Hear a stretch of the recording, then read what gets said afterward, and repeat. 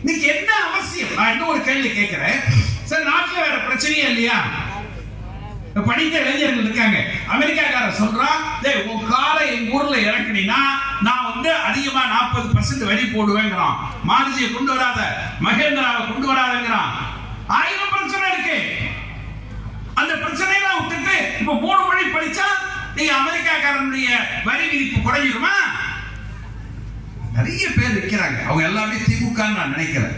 கட்சிக்கு அப்பாற்பட்டவர்களுக்காக நான் சொல்லுகிறேன். இது ஏன் இன்னைக்கு திடீர்னு 3 மொழி படிக்கணும், 3ஆவதுல பரீட்சை எழுதணும், 6ஆவதுல பரீட்சை எழுதணும், 9ஆவதுல பரீட்சை எழுதணும்? சார், நாம இப்படியே பாஸ் போட்டு நம்ம வீட்டு பிள்ளைங்க எல்லாம் என்ன பண்ணுது? வாத்தியார் அப்படியே தள்ளி 10ஆவது வந்து கொஞ்சம் டியூஷன் வச்சு அதுக்கப்புறம் 12ஆவது வந்து இன்னைக்கு காலேஜுக்கு வந்திருக்கோம். உண்டா இல்லையா? ஏழை பிள்ளைகள் படிக்குது, நம் வீட்டு பிள்ளைகள் படிக்குது. உட்கார்ந்து இருக்கிற தாய்மார்களுக்கு நான் அன்போடு தெரிவித்துக் கொள்வேன், மாண்பவை அண்ணன் தளபதி அவர்களை எந்த இடத்துல பார்த்தாலும் அப்பா அப்பா என்று அழைக்கிற அந்த பிள்ளைகளின் தலைவரே எழுதியிருக்காங்க. எல்லா இடத்திலும் போஸ்டர் இருக்கு. இங்க நம்ம ஊர்ல 4 பேர்லாம் வைக்கல நினைக்கிறாங்க. நான் உருக்கத்தோடு ஒரு செய்தி சொல்லுகிறேன். ஐயா கலைஞர் பிறந்தார், நம்மை விட்டு பிரிந்தார். ஒரு நாள் கூட அப்பான்னு அண்ணன் ஸ்டாலின் அவர்கள் அவரை கூப்பிட்டதில்லை. முதல்வர் இறந்த பிறகு அவர் எழுதுகிறார், தலைவரே ஒரே ஒரு முறை அப்பா என்று நான் அழைக்கவா? இவர் அவரை அப்பா என்று அழைக்கவில்லை, அவர் இவரை தொண்டராகத்தான் பார்த்தார். கொஞ்ச நெஞ்சராக அல்ல. 89 எம்எல்ஏ ஆகி கிட்டத்தட்ட 17 ஆண்டுகள் கழித்து அமைச்சரானார்.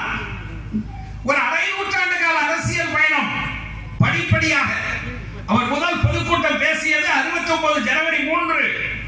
முதல் பொதுக்கூட்டம் 55 வருஷத்துக்கு முன்னாடி பேசினாரு. ஆனா ஒரு பொதுக்கூட்டம் பேசின உடனே சில பேர் முதலமைச்சர் தான் நினைச்சிட்டு இருக்கான். விக்கிரவாண்டியில பொதுக்கூட்டம் நடந்த உடனே அப்படியே அந்த நடையும் அதுவும் பாத்தீங்கன்னா அப்படியே ஏதோ சீஃப் மினிஸ்டர் மாதிரி ஒரே ஒரு கூட்டம் தான் சார்.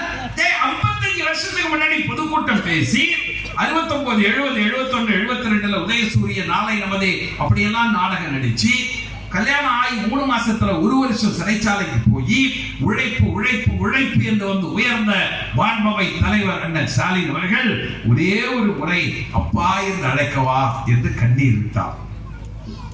இன்னைக்கு என்ன தெரியுமா? காலை உணவு இருந்துகிற 20 லட்சம் குழந்தைகள் அப்பா அப்பா என்று அண்ணன் ஸ்டாலின் அவர்களை இன்றைக்கு பாராட்டுகிறார். உட்கார்ந்து